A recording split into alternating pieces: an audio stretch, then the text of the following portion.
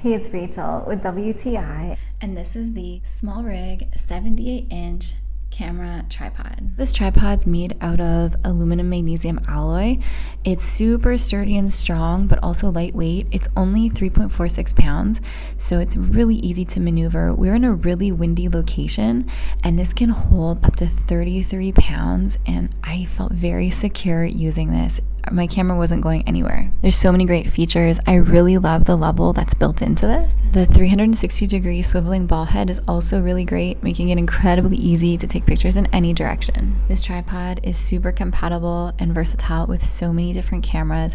It even works great when I use it with my phone taking videos or pictures. We're traveling in a really remote area with this tripod. It's so easy to travel with. The legs are really great. They set up easily and they also fold up easily as well. It can even be used as a trekking pole.